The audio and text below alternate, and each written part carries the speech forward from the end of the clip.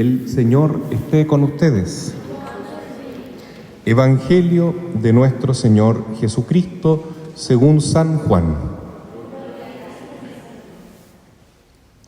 Jesús fue al monte de los Olivos. Al amanecer volvió al templo y todo el pueblo acudía a él. Entonces se sentó y comenzó a enseñarles. Los escribas y los fariseos le trajeron a una mujer que había sido sorprendida en adulterio, y poniéndola en medio de todos, dijeron a Jesús: Maestro, esta mujer ha sido sorprendida en flagrante adulterio. Moisés en la ley nos ordenó apedrear a esta clase de mujeres. ¿Y tú qué dices? Decían esto para ponerlo a prueba a fin de poder acusarlo. Pero Jesús, inclinándose, comenzó a escribir en el suelo con el dedo. Como insistían, se enderezó y les dijo: Aquel de ustedes que no tenga pecado, que arroje la primera piedra. E inclinándose nuevamente, siguió escribiendo en el suelo. Al oír estas palabras, todos se retiraron uno tras otro, comenzando por los más ancianos. Jesús quedó solo con la mujer que permanecía allí, e incorporándose le preguntó: Mujer, ¿dónde están tus acusadores? ¿Nadie te ha condenado? Ella le respondió: Nadie, Señor. Yo tampoco te condeno, le dijo Jesús. Anda, no peques más en adelante. Palabra del Señor. Gloria y honor a ti, Señor Jesús.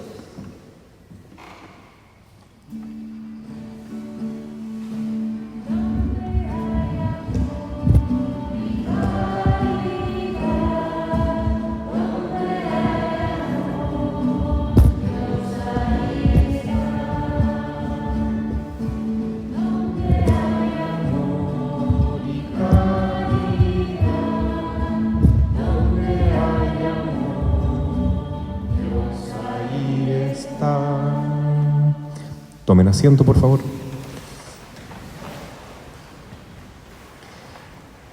Queridos hermanos, en este domingo quinto, que ya es el penúltimo antes de comenzar la Semana Santa, el próximo domingo ya vienen los ramos, estamos con esta lectura que es muy fuerte porque nos llama la atención profundamente, nos advierte cómo está nuestra fe.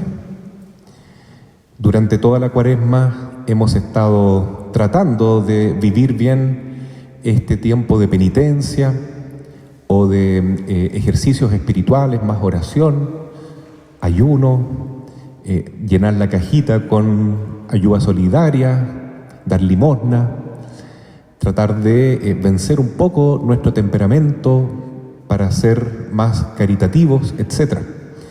Es decir, de amoldar nuestra vida a un esquema más religioso, a una estructura de vida más cristiana, que se acerque más a la santidad, por lo menos dar la pelea para dejar los vicios, ¿no es cierto?, las pasiones desordenadas, recurrir a la confesión, que es muy importante, una serie de prácticas que nos hacen bien. Pero ahí podemos caer en un peligro, que ya en el miércoles de ceniza Jesús nos advierte, que es la hipocresía. Hacer estas prácticas religiosas más que nada por orgullo y no por un espíritu de verdadera conversión y de amor a Dios y al prójimo.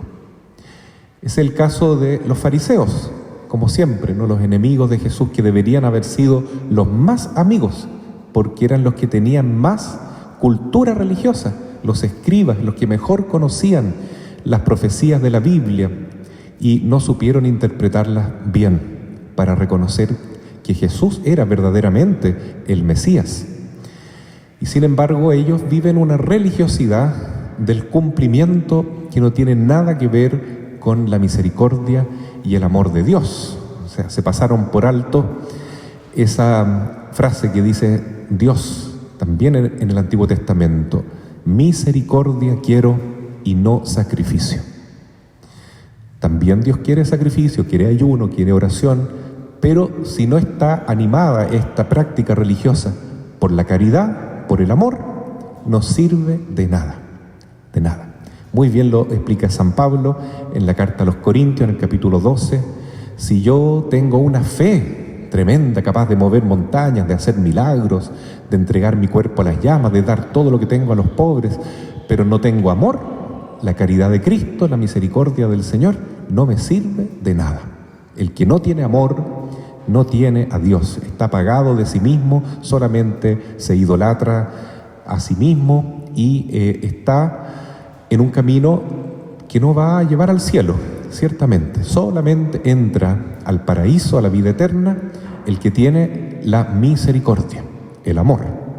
Pero ojo que el amor supone también la justicia. No hay que dejar de lado lo justo. El cumplimiento también es necesario, pero siempre y cuando esté animado por el amor, la caridad. Entonces, el Evangelio de hoy retrata perfectamente qué significa una religión sin amor y qué significa una fe que es con misericordia, al estilo de Jesús. Son dos puntos de vista extremadamente distintos e incompatibles.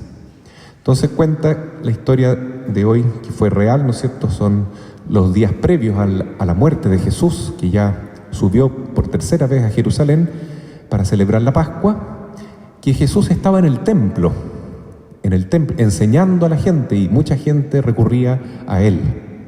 Entonces vienen los fariseos y los escribas, que son los doctores de la ley, y traen una mujer.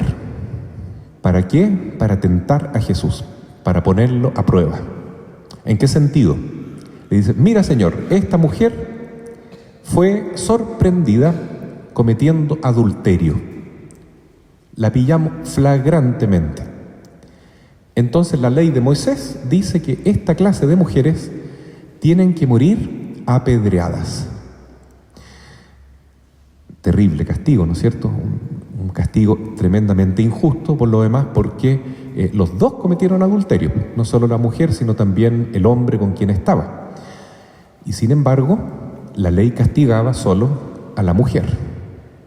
Entonces, bueno, Jesús se pone del lado del más débil siempre, del más necesitado, del que realmente necesita una muestra de amor. Y en este caso es la mujer. ¿Qué vas a hacer tú?, le dicen a Jesús. ¿Cómo vas a reaccionar tú? ¿Te vas a ir contra la ley o le vas a decir a ella que da lo mismo lo que hace? Entonces Jesús, ¿qué es lo primero que hace? Se inclina y se pone a la altura de la mujer que está, la pobrecita, en el suelo, totalmente humillada. Jesús se pone al nivel de ella. Y Jesús en ese momento, hermanos, es como la voz de los que no tienen voz, de los que no pueden defenderse. Porque en ese tiempo era así. Los leprosos, los niños, las mujeres, las viudas, estaban en una condición bastante desfavorable en la sociedad que tenían los judíos. Bueno, Jesús se pone al nivel de esta mujer, entonces se inclina y empieza a escribir en el suelo. ¿Qué es lo que escribe? Bueno, en el nombre de ella, lo que Jesús hace es escribir en el corazón de cada uno de esos hombres que quieren matar a la mujer apedreada todos los pecados que han cometido ellos, especialmente los pecados de la carne, que era justamente el adulterio que había cometido esta mujer, pero que todos habían pecado alguna vez contra el sexto mandamiento. Y Jesús les mostró en su conciencia claramente todas las veces que pecaron. Y entonces eso es importante, ¿no? Porque en otro lugar Jesús enseña que no mires tanto la paja del ojo de tu hermano, primero mira la viga que tienes en tu propio ojo. O también dice el Señor: No quieras tanto limpiar la copa por fuera, primero límpiala por dentro. Como que tenemos ojos para ver los defectos de los demás, para juzgar a los demás, para compararnos y sentirnos superior a los demás con tanta facilidad. Pero no miramos nuestra condición, no reconocemos nuestro propio pecado, nos justificamos fácilmente o nos olvidamos, nos creemos buenos, nos creemos con derecho a condenar a los demás. Y sobre todo pensar que eso es algo religioso. Si estos fariseos no estaban haciendo algo simplemente por un caos, por una anarquía, no, ellos estaban siguiendo la ley de Moisés y creían que estaban en el templo haciendo algo muy piadoso. Querían matar a esta mujer, destruirla, acabar con su cuerpo y humillarla al máximo en el templo, como un acto sagrado. Jesús dice, nada que ver, no, eso no tiene nada que ver con lo que mi Padre Celestial quiere. Misericordia quiero y no sacrificio. Por eso Jesús, viendo que ellos quieren una respuesta, ahora se levanta y habla como maestro, como Señor. El que no tiene pecado, que se sienta con derecho a tirar la primera piedra. Y todos soltaron las piedras, porque tenían ahí consciente los pecados que habían cometido. Y se fueron, uno por uno. Finalmente le pregunta a la mujer, ¿nadie te ha condenado? ¿Te quedaste sola? Nadie, Señor. Pues yo tampoco te condeno. Pero anda, en adelante, no vuelvas a pecar. Entonces, ¿qué hace Jesús? ¿No? ¿Jesús vino a decir que ahora no existe pecado? No. ¿Vino a anular la ley, los 10 mandamientos? No. Sigue siendo un mandamiento divino no cometer adulterio, no cometer fornicación, no pecar contra la carne, aunque todo el mundo diga lo contrario, que está permitido eso, ¿no? Por ejemplo, una de las leyes que están haciendo ahora en la pretendida nueva Constitución dice que todos tienen derechos de practicar su sexualidad como les dé la gana.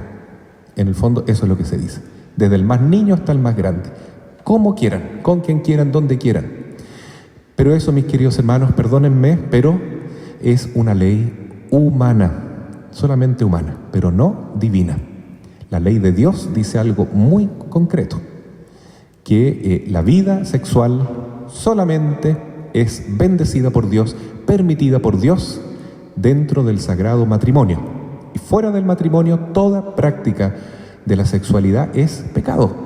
Y vamos a tener que dar cuenta a Dios. A dar cuenta a Dios, no delante del gobierno de turno, de los constitucionales, de los que crearon estas leyes, no. Dios nos va a cobrar. ¿Cumpliste el 6.º mandamiento? ¿Mataste o no mataste? 5.º mandamiento. ¿Estuviste de acuerdo con el aborto? ¿Estuviste de acuerdo con los políticos que están a favor del aborto? Entonces tú también eres responsable. Así va a ser el juicio, va a ser muy duro, porque la ley se va a cumplir. Y el que nos va a juzgar es el Señor. Pero este momento, como le dijo Jesús, esta misma imagen que vemos acá atrás de la divina misericordia, ¿no? Este momento es de la misericordia. Todavía estamos en el tiempo de la misericordia, a pesar de que el mundo le dio la espalda a Dios. Mucha gente se aleja de la iglesia hoy y se aleja de la fe y quiere vivir como se le ocurra, como si nosotros fuéramos Dios. Sin embargo, seguimos en el tiempo de la misericordia. Dios nos está esperando siempre, como el padre del hijo pródigo. Pero tenemos que reconocer que sin el Señor nada podemos hacer. Como el hijo pródigo, decir, ¿qué hago aquí? Estoy perdido, mejor vuelvo a la casa de mi padre, vuelvo a la iglesia, vuelvo a cumplir los mandamientos de Dios, vuelvo a confiar en Dios y no en mí mismo y no en el mundo, que está hoy en día siguiendo leyes contrarias, antivalores, antivirtudes, completamente que contradicen la ley de Dios. Bueno, tenemos que reconocer entonces eso, hermano, que la ley sigue siendo ley. Jesús no vino a anular la ley. El pecado sigue siendo pecado y el juicio va a venir. Y un día el Señor dirá, se acabó la misericordia y ahora comienza el juicio. Y el mismo Jesús, que vino a salvarnos, que vino a perdonar todos los pecados, que vino a decirnos, yo no te condeno, te acojo, te amo, te quiero, con tu pecado, con toda tu mugre, con toda tu oscuridad, con todo tu vacío, con toda tu frustración, con todo el dolor que tienes por estar pecando justamente. Yo te acojo, te amo, no te condeno y entrego mi vida por ti, entrego mi sangre por ti. Pero no peques más, no peques más. El pecado sigue siendo pecado. Y el Señor nos da una oportunidad y levantó a esta mujer y le dijo, tú puedes salir adelante. Tuviste una caída, fue muy feo lo que hiciste, pero Dios te ama igual, yo te amo igual. No te veo como una pecadora, te veo como una hija que está en una crisis, que está atrapada por el pecado y tal vez por el maligno. Pero tengo compasión de ti, tengo misericordia de ti. Y porque te amo mucho, te digo, no peques más. Por tu bien, no peques más. Porque se equivoca mucho el que dice que para pasarlo bien hay que portarse mal. Eso es una mentira. Para pasarlo bien, tengo que estar en comunión con Dios, en la gracia de Dios. Pero si yo pretendo pecar y pasarlo bien, eso es una migaja de felicidad. Pero la felicidad verdadera consiste en vivir unidos al Señor. Y no podemos estar unidos a Cristo, vivir en el Espíritu Santo, si acogemos el pecado en nuestra vida y decimos ahora está todo permitido, ahora las leyes humanas dicen que está todo bien, se puede practicar aborto, se puede cometer relaciones sexuales cuando quiera, está todo permitido, lo están diciendo ahí los caballeros de la convención. No, eso es mentira. Lo único que es verdad es lo que dice Jesús: cielo y tierra pasarán, pero mis palabras no pasarán. Entonces, esto es lo que hay que decirle a los jóvenes, pues. La verdad. Mira, a ti lo que te conviene es llegar virgen al matrimonio. ¿Quién dice eso hoy a sus hijos? Muchos no lo dicen, muchos papás se quedan callados para no quedar mal con sus hijos, para no pelear, para no quedar como atrasados, ¿no es cierto?, como anticuados. Pero esa es la verdad. Si queremos agradar a Dios, tenemos que luchar por la pureza, por la castidad. Y dentro del matrimonio seguir luchando porque las tentaciones continúan. Y el adulterio siempre es una posibilidad que nos puede, ¿no es cierto?, hacer fracasar. Y muchas veces eso ocurre y las familias se destruyen. Pero también es importante aprender a perdonar. Que el marido le diga a su mujer si pecó, si cometió adulterio: yo no te condeno, no vuelvas a pecar, te perdono. Que la mujer le diga a su marido: mira, te caíste, te entiendo, yo no te condeno, porque Jesús no nos condena, pero no peques más, cambia, conviértete. Eso es la Cuaresma, es conversión, pero por amor a Dios, por amor al prójimo, en este caso a la familia, y por amor a nosotros mismos, porque si queremos hacernos un gran favor a nosotros mismos, dejemos el pecado y unámonos a Cristo a través de su cruz. A veces la vida, ¿no es cierto?, cristiana significa la cruz, renunciar a muchas cosas que nos ofrece el mundo, la vida, ¿no es cierto? El demonio nos tienta de mil maneras, nos quiere hacer tontos, nos engaña fácilmente, y tomar la cruz es decir no al pecado y sí a Cristo. Anda y no peques más. Y aquí está Jesús. Si alguna vez llegas a pecar, bueno, todos pecamos diariamente, pero cada vez que pequemos, entonces miremos a Jesús sin miedo, sin vergüenza, porque Él va a estar ahí. Yo no te condeno, nos va a decir. Levántate. Y ahora, de nuevo a la lucha, a la carga, a pelear contra el pecado, contra el demonio, contra la carne, contra el mundo. No peques más. Eso es muy importante, porque si nos quedamos solo con que Dios es bueno, con que es misericordioso, con que todo lo perdona, entonces estamos viviendo también una falsa religión. Tenemos que evitar dos extremos: solamente cumplir y condenar a los que se están portando mal en forma hipócrita, porque nadie puede condenar a nadie, ¿no es cierto? Solamente Jesús podría hacerlo, pero no lo hace hasta el juicio final. Y el otro extremo es decir: hermanos, aquí chipe libre, todo está permitido, Dios es bueno, Dios todo lo perdona. Es cierto que hay unos mandamientos, que es una referencia, pero al final cada uno hace lo que quiere. Y llegado el momento, todos entran al cielo. Mentira, no es así. Un día habrá un juicio y algunos entrarán al reino de los cielos y otros irán al infierno para siempre. Y en esta vida se define cuál es el camino que vamos a tomar. El Señor espera que lo sigamos a Él, pero esa decisión la debemos tomar nosotros. Sin duda que si confiamos en nuestra simple fuerza, no lo vamos a lograr. Tal vez esta mujer luchó mucho contra el pecado del adulterio, pero finalmente caía igual. Pero ahora que se encontró con Jesús, que la miró con tanto amor, que no la condenó, que le dio una nueva oportunidad, que le salvó la vida, por cierto, tal vez ahí sí ella encontró la fuerza y la voluntad de decir: nunca más, ahora sí que sí, nunca más vuelvo a pecar. Quiero de ahora en adelante vivir solo en la gracia de Dios. Y no hay nada más lindo que eso: vivir con el Señor, lejos del pecado y cerca de Jesús, en el amor del Espíritu Santo, caminando cada día un pasito más cerca de la casa de nuestro Padre Dios. Nos confiamos hoy día a la Virgen Santísima, a San José, nuestros patronos principales, que nos ayuden entonces a luchar contra el pecado y a tomar nuestra cruz para ser fieles a Jesús. Así sea. Amén. Creo en Dios Padre